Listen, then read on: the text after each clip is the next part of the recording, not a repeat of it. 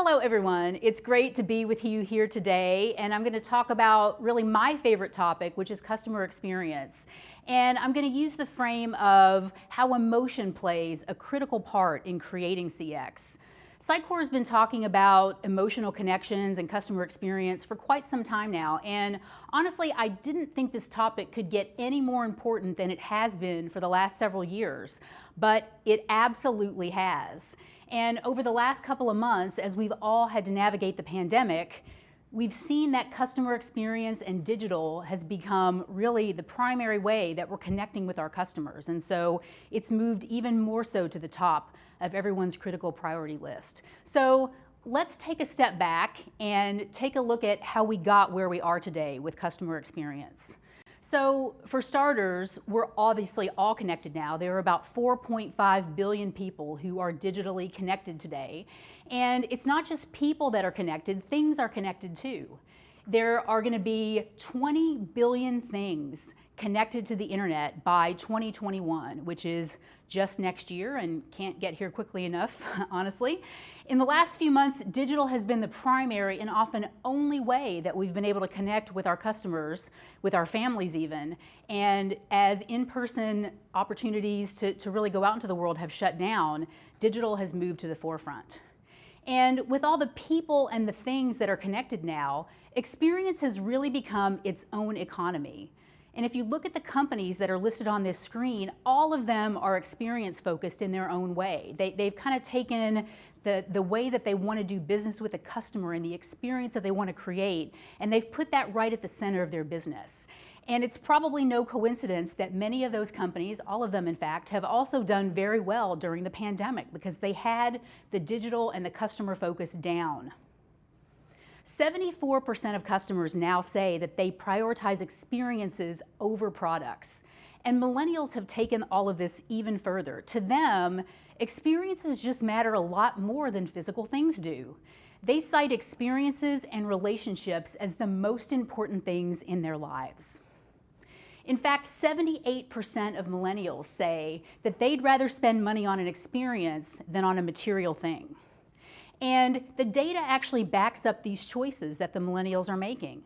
Studies find that spending money on experiences versus things brings more lasting happiness. And so increasingly, we're looking just as much for that experience as we are for that tangible thing to buy. And business models are changing around the globe to reflect this. In this experience economy, customer experience has become the top differentiator for brands, and this has happened in a very quick period of time. By the end of 2020, customer experience will overtake both price and product as the key brand differentiator. And so if you think about the trajectory that this has played out in, it's happened remarkably quickly, almost in the blink of an eye. Just in the last 5 to 7 years, customer experience has gone from a nice to have, and it was something that was certainly on the lips of brands, but suddenly it's become a mission critical must have, and this has happened in a very short period of time. And so as a result, digital transformation is at the top of every company's priority list. And analysts are predicting that in the wake of the pandemic, digital transformation is going to become an even bigger priority for many businesses. We've all seen the cartoon that's been circulating over the last couple of months that says, what drove digital transformation at your company? Was it A, the CEO, B, I think it was the CIO, or was it C, COVID-19? And of course, COVID-19 was circled. So just to illustrate that digital transformation has certainly sped up in importance. Close to $2.5 trillion will be spent on digital transformation by 2022, which is just a little less than 2 years away.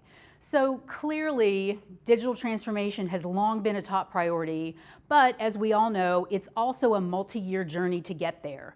And even before the pandemic, everyone was trying to speed up the process. And that's even more true now. Over the last few months, many companies have had a wake-up call about the state of their digital responsiveness as in-person service has had to shut down, and we've all had to serve our customers via our digital channels. I spoke to a consultant who works with financial services institutions, and she was telling me that many of her banking clients got a lot of sudden feedback from a demographic of their customers in the 65, 70 plus age range who suddenly had to do digital banking for the first time.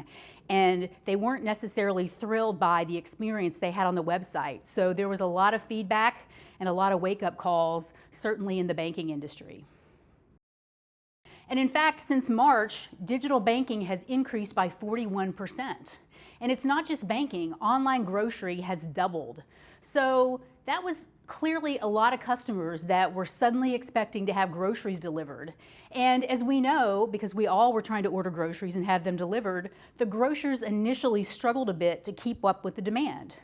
They caught up and they were able to get paced back and meet the demand, but it took them a little bit. And so could we have predicted the level of demand that emerged basically overnight? Of course we couldn't. But we're going to have to keep meeting a similar level of demand because consumers have now learned new behaviors and they've got new expectations as a result. So let's now take a look at where we are in meeting those customer expectations. Despite the current mantra that we've been hearing for the last couple of years that we should put the customer first, 42% of companies don't ask their customers for any type of feedback at all about how they're doing, what their service levels are, how they're enjoying the products or the interactions. And 59% of consumers feel companies have lost touch with that human element of the customer experience. So this is important because that human element is a critical component. And as people, we want to feel that human connection with our brands. It's part of what makes us all part of the human race. And as the pandemic has shown us, customer needs can change very quickly. Customers want to feel listened to, they want to feel valued at all times really, but even more so during times of critical needs. And so brands are really being judged on how they respond to those customer demands in the moment. And customers care about this stuff. 62% of customers feel they have a relationship with the brand. And so think about that word relationship and how strong that is when you think about something like interaction with a brand. And I wonder how many of us immediately come to mind with a certain brand that we feel like we have a long-standing relationship with, whether that's a good relationship or a bad relationship. 60% of us use the same type of emotional language for our favorite brands as we do for family and friends and pets. And these are words like happy, adore, love. And so love, again, I'll ask how many of you have a brand that springs to mind that you think, I love that brand, and probably many of us do. We have strong emotional connections with the brands that we do business with over time. 44% of people would recommend a product or a brand to others based on emotional criteria. So I had a fun experience with that brand. Again, the word love. I really love that brand. You should check them out. And people are willing to spend 47% more with a brand that they feel treats them like a human. So this criteria matters, and customers are actually putting their money where their feelings are and spending more for brands that make them feel a certain way. So clearly this emotional connection can be very powerful, and if we can inspire emotional engagement with our customers through the customer experiences we create, we can certainly inspire action and loyalty, and sometimes even love from our customers. Now we're going to take a look at some examples of how powerful adding in that human element can be to customer experience. So the first way that human connection can power customer experience is to lead with your heart. And there's no more powerful way to think about how to connect emotionally with customers than by putting our heart into our CX strategy. And to get that right, the customer really has to be at the center. The key question that we as brands should be asking ourselves is, how do customers want and expect to feel as a result of the relationship that they're having with us and our brand? And this is important because consumers say that how a brand makes them feel is 2 times more important than any other factor. So this is very powerful stuff.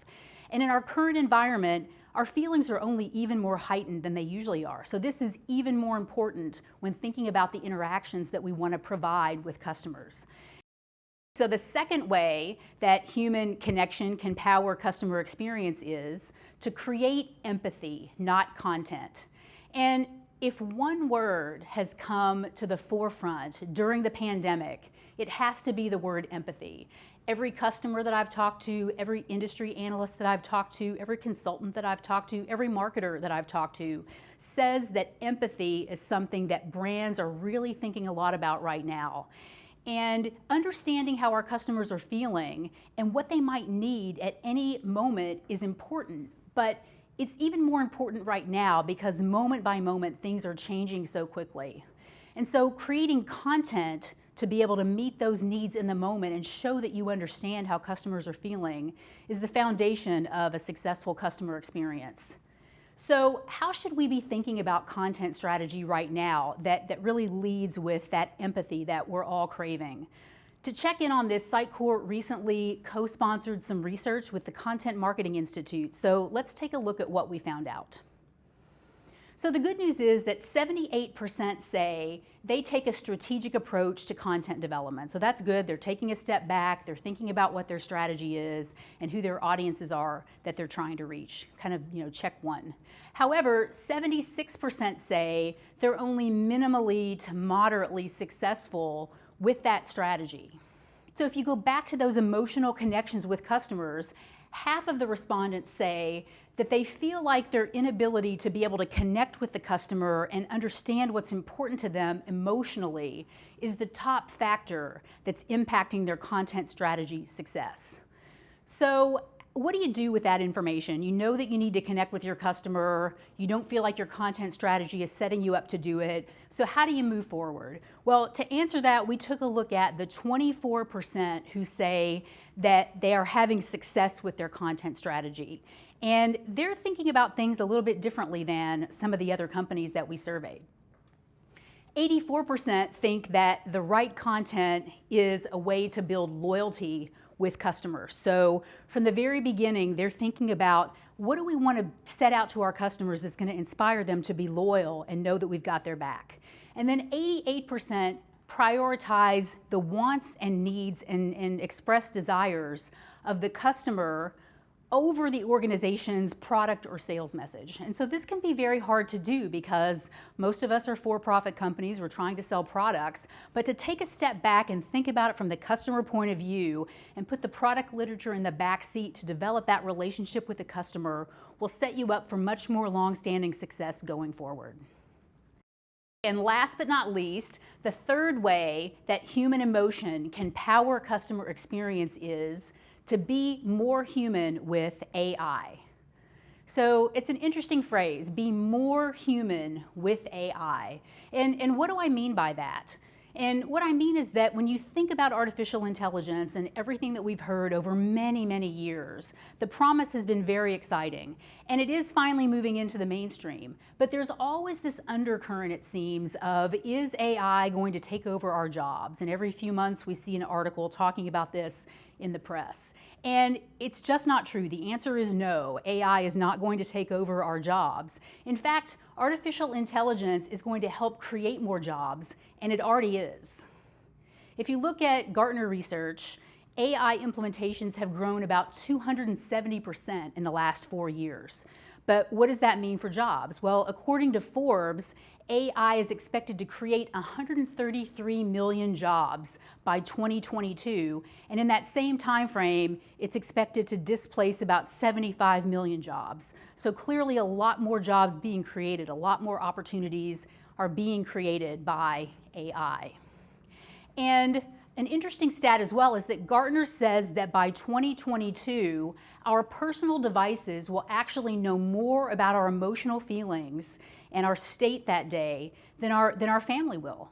And it's a little bit takes you aback to think about that, but when you think about all the time we spend with our devices, it's on us all the time. It's the last thing we put down before we go to sleep at night, the first thing we pick up in the morning. And so when you think about all the interactions that we're having, the apps that we're using, it's not surprising that all of that data will soon be used to understand how we're feeling and then be able to make recommendations to help adjust to the positive. But how much AI do we really want in our lives? That's the big question. And of course, feelings on this differ. About 3% of US customers say that they want their experiences with brands to be totally automated. And so that means that 97% feel the opposite way. They don't want those experiences to be automated. And 72% of customers prefer a solution from a customer service person or an in-store associate over a machine-based option. They'd rather interact with a person. So to tell us more about how they're thinking about artificial intelligence, I'd like to introduce L'Oreal.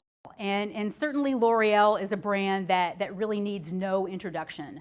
They're the world's largest cosmetics company, and they're also Sitecore's largest customer with more than 1,000 websites. A few weeks ago, I was able to sit down with Anne Gouchard, who's the general manager of website for L'Oreal, and talk with her about how they're thinking about and using artificial intelligence. So let's take a look at that conversation. Thanks so much for joining me. How are you today?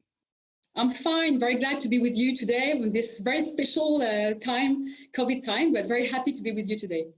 As you know, I've just been talking about artificial intelligence and some of the ways that marketers are starting to use AI. And I know you're thinking about this very much at L'Oreal. So can you talk a bit about how you are starting to use AI across your business and how you're thinking about it? So, AI is such an interesting subject. And we like to say at L'Oreal, AI is as a revolution as internet was at that time. So it's a huge thing. And my background is in marketing and is in general management. So I don't see AI just for the purpose of AI. I see AI, of course, as a way to answer better our consumers. I'm sure I'm speaking for a lot of women all over the world that when you talk about these opportunities to be able to leverage AI to make more intelligent decisions, we're all looking forward to going back into the store and being able to try on mascara and leverage some of these recommendations.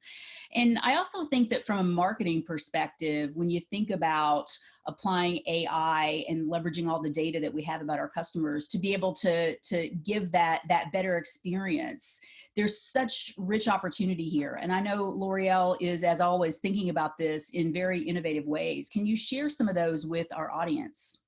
Yeah, I think your question is so good, and especially in this timing of COVID crisis, in the heart of this crisis, where our consumers less than ever want to do the wrong purchase. And our consumer, I think we hear this in the social listening we're doing, listening to consumers, we hear that, they give a nuisance to what is useful for me and what is not. And this is exactly where we have to guide them through their purchase. So perhaps I give you an example of something we're doing now, and it's already live in some of our websites. It's our new AI skin diagnosis. So how does it work? So we have an artificial intelligence algorithm, and it was developed by Modiface. Modiface is a company we acquired 2 years ago at L'Oreal. It's a tech company, and of course we benefit from the expertise of the L'Oreal R&I. So this, as a deep learning exercise, of course, this algorithm has been nourished by 6,000 clinical pictures from our labs, from our R&I, and 4,000 selfies that were provided by consumers. And then we were able to analyze them in 3 different groups: Asian, women, Caucasian, and Afro-American, on 3 different types of lightnings. So how does it work? Today, a woman or a man goes to the website, uploads a picture, and then the technology detects on this picture 7 signs of aging. It might be, under eye wrinkle, lack of firmness, lack of radiance. And then the signs are analyzed, and the woman discovers immediately her personalized skin aging metrics, her personalized skin strength, and then her personalized tailor-made product routine that is, of course, adapted to her needs. And that is already live on our website. So it's something that is really useful not to make the wrong purchase for consumers. Absolutely. And I think that with everyone having to order things online, you're right about not wanting to make the wrong purchase. And so that's absolutely fantastic. Not that either you or I need these 7 signs of aging, because of course we don't have them, but I'm sure it's very, very useful for many people. And I've been on the site and seen this technology, and it's just really amazing. So, Anne, I want to thank you so much for spending time with us. Thank you so much, Anne. Okay, our time has come to an end, and I just want to thank you so much for joining me to take a look at the importance of building emotional connections with our customers into our customer experience plans is really one of the foundational elements of those plans. And so I'd love to hear from you about how you're thinking about these topics, and I'd like to wish you a great rest of your conference. Thank you very much.